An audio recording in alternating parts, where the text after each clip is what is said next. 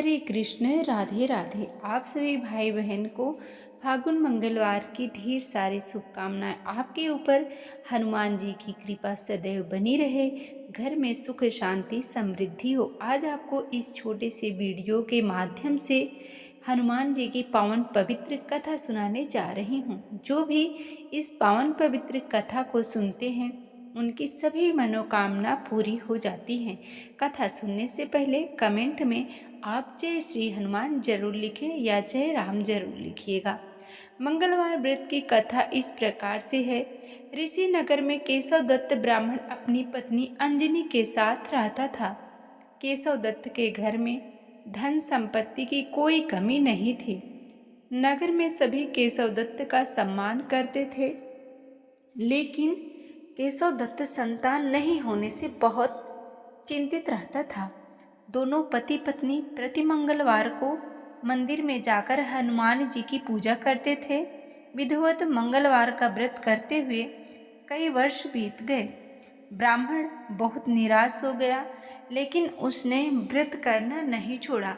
कुछ दिनों के बाद केशव दत्त हनुमान जी की पूजा करने के लिए जंगल में चला गया। उसकी पत्नी अंजलि घर में रहकर मंगलवार का व्रत करने लगी। दोनों पति पत्नी पुत्र प्राप्ति के लिए मंगलवार का विधिवत व्रत करने लगे। कुछ दिनों बाद अंजनी ने अगले मंगलवार को व्रत किया, लेकिन किसी कारणवश उस दिन अंजलि हनुमान जी को भोग नहीं लगा सकी और उस दिन सूर्यास्त के बाद भूखी सो गई।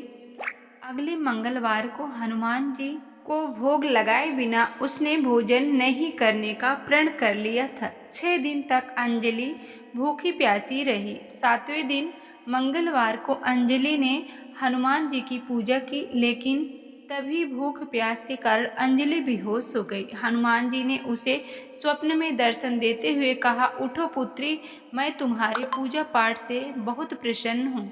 तुम्हें सुंदर और सुयोग्य पुत्र होने का वरदान देता हूँ। यह कहकर हनुमान जी अंतर ध्यान हो गए।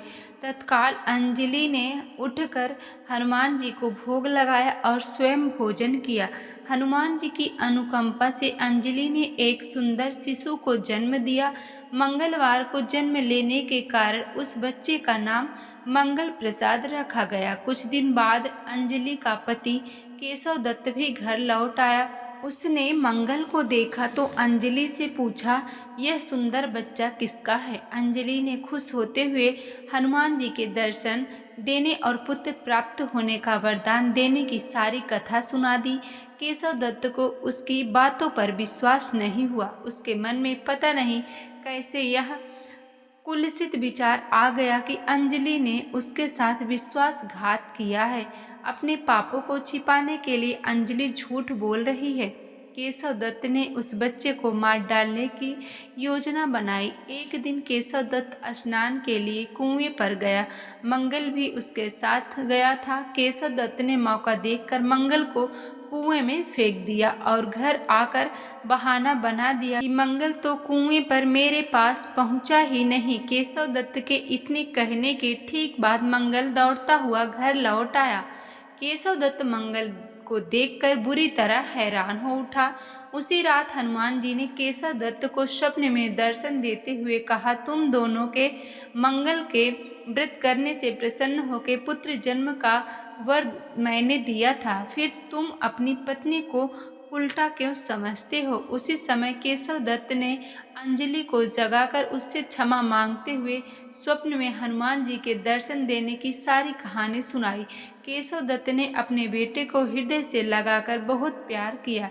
उस दिन के बाद सभी आनंद पूर्वक रहने लगे। मंगलवार का विधिवत व्रत करने से केशव दत्त और उसके सभी कष्ट दूर हुए। इस तरह जो स्त्री पुरुष विधिवत मंगलवार का व्रत करके व्रत कथा सुनते हैं, हनुमान जी उनके सभी कष्ट दूर करके घर में धन संपत्ति का भंडार भर देते हैं। शरीर के सभी रक्त विकार के रोग भी नष्ट हो जाते हैं। तो इस पावन पवित्र कथा सुनने से और जो व्यक्ति इस कथा को सुनते हैं दूसरे को सुनाते हैं, उनकी सभी मनोकामना हनुमान जी पूरी करते हैं। उनके घर में सुख शांति समृद्धि बनी रहती है। तो जो भी भाई बहन इस पावन पवित्र कथा को सुन रहे हैं। ऐसी धार्मिक पवित्र कथा सुनने के लिए आप हमारे चैनल को ज़रूर सब्सक्राइब करें और आपको वीडियो अच्छी लगे तो लाइक करें और इस वीडियो को आप ज़्यादा से ज़्यादा शेयर करिएगा। आप इस वीडियो को कहाँ से देख रहे हैं कमेंट में ज़रूर लिखें और कमेंट में श्री राम, जय राम, श्री हनुमान ज़रूर लिखें।